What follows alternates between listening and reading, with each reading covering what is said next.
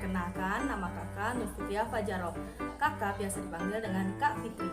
Hari ini kita akan mempelajari tentang interaksi sosial. Sebelumnya tahu nggak sih apa itu interaksi sosial? Hayo, sudah pada tahu belum apa itu tentang interaksi sosial? Jika memang masih belum ada yang mengerti dan belum paham apa sih itu tentang interaksi sosial, yuk kita belajar bersama-sama dengan menyaksikan video ini. Hai adik-adik, jadi hari ini kita akan belajar tentang interaksi sosial. Manusia merupakan makhluk sosial yang artinya manusia tidak dapat hidup sendiri. Manusia memerlukan orang lain untuk kehidupannya. Jadi sehingga dalam masyarakat interaksi sosial sangatlah penting. Interaksi sosial adalah hubungan sosial yang dinamis bersifat timbal balik antara individu dengan individu, individu dengan kelompok, atau kelompok dengan kelompok. Interaksi sosial berasal dari bahasa Inggris yaitu social interaction yang artinya bertindak. Dan menurut Bonner, interaksi sosial adalah suatu hubungan antara dua individu atau lebih yang saling mempengaruhi, mengubah, memperbaiki individu yang lain atau sebaliknya. Selanjutnya ada syarat-syarat terjadinya interaksi sosial. Apa aja sih syarat-syarat itu? Syarat-syarat tersebut ada 3, dan jika tidak ada syarat-syarat ini, maka interaksi sosial tidak dapat terjadi. Yang pertama, adanya kontak sosial.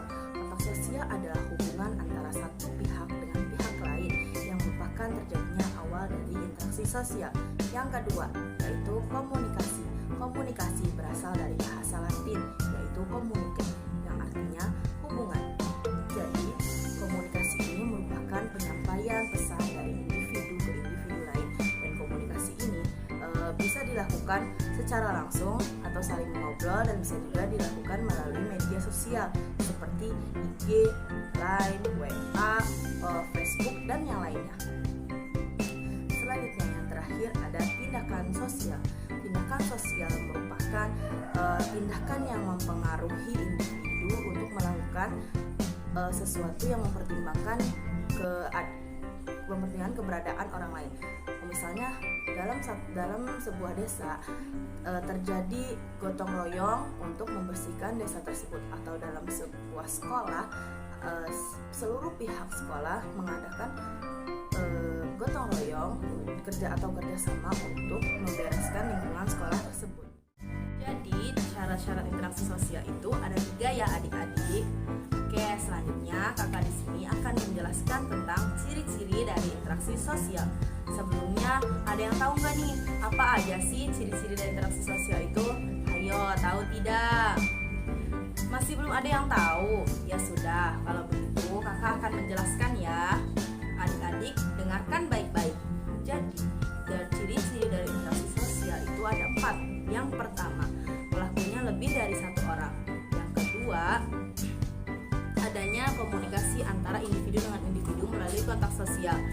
Yang ketiga, yaitu adanya tujuan dan maksud yang jelas. Contohnya, Dimas mengajak Rian untuk datang ke pesta ulang tahunnya.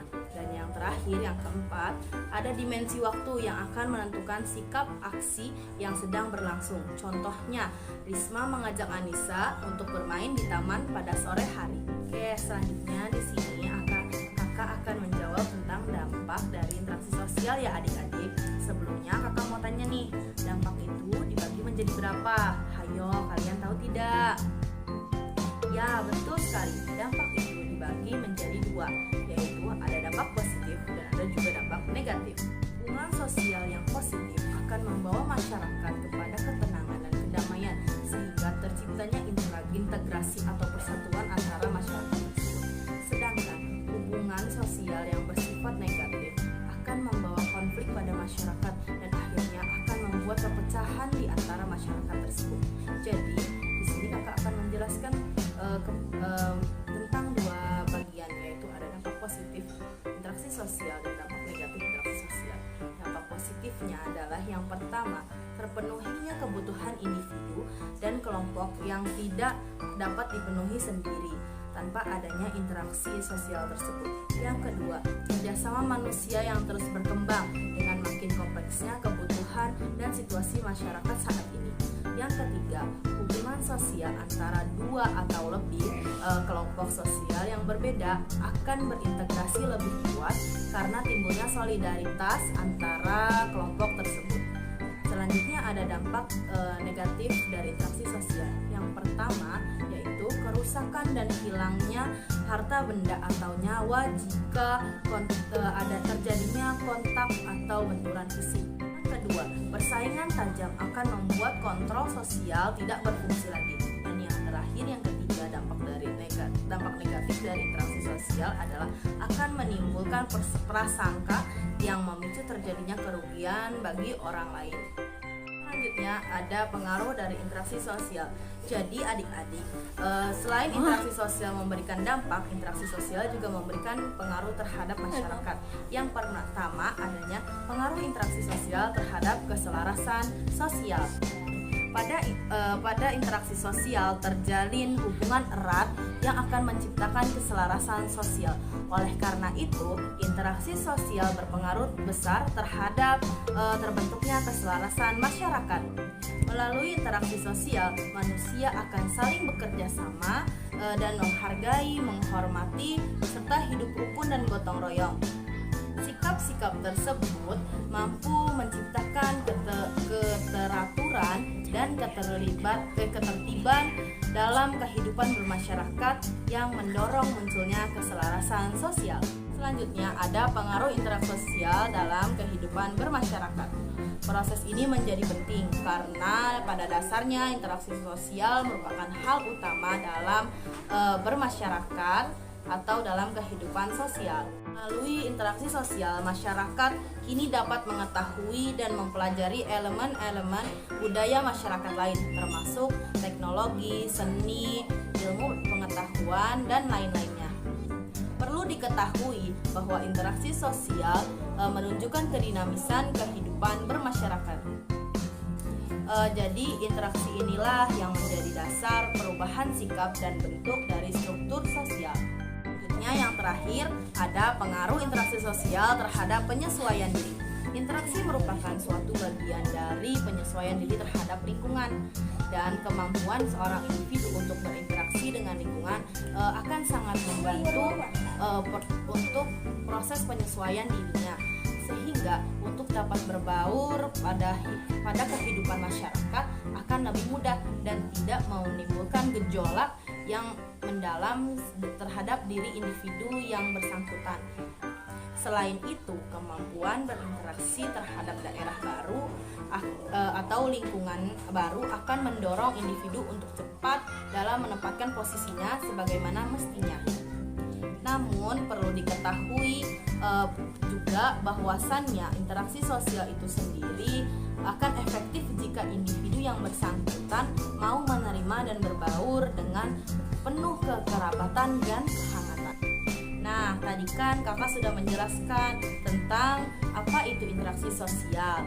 Jadi kakak rasa sepertinya adik-adik semua sudah pada paham kan dengan penjelasan yang kakak tadi berikan.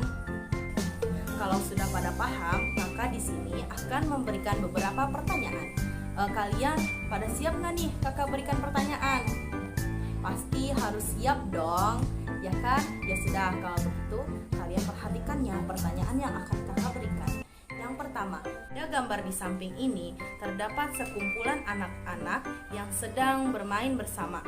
Apakah kegiatan di gambar tersebut dapat dikatakan sebagai interaksi sosial? Ayo adik-adik tebak, benar tidak ya pada gambar tersebut dapat dikatakan sebagai interaksi sosial? Nah, benar. Betul sekali. Jadi, kegiatan pada gambar tersebut dapat dikatakan sebagai kegiatan dari interaksi sosial. Oke, kita lanjut ke pertanyaan selanjutnya ya. Dengarkan baik-baik ya adik-adik. Jadi, pertanyaannya selanjutnya adalah Anissa mengajak Risma perkenalan karena Risma merupakan suatu murid baru di sekolah tersebut. Jadi, kegiatan yang dilakukan Anissa dan Risma itu termasuk ke dalam interaksi sosial atau tidak? Hayo tebak. Ya, benar sekali. Jadi, kegiatan yang dilakukan oleh Risma dan Anissa itu termasuk ke dalam kegiatan interaksi sosial. Wah, adik-adik semuanya hebat ya, bisa menjawab pertanyaan dari kakak. Dan Dan kakak rasa kalian semua sudah paham tentang apa itu interaksi sosial, ciri-ciri interaksi sosial, syarat-syarat interaksi sosial, dampak interaksi sosial, dan pengaruh dari interaksi sosial. Oke, kalau begitu cukup sekian ya penjelasan dari kakak. Semoga pembelajaran yang tadi kakak jelaskan dapat bermanfaat dan dapat diterapkan untuk kehidupan kalian sehari-hari. Tetap semangat walau kita harus belajar di rumah. Jadi sebelum kakak tutup video ini, kakak ada pantun nih. Dengarkan ya adik-adik. Pantunnya adalah kalau ada sumur di ladang, boleh kita menumpang mandi. Dan kalau ada umur yang panjang, boleh kita berjumpa lagi. Terima kasih telah menonton video ini. Wassalamualaikum warahmatullahi wabarakatuh. Dadah.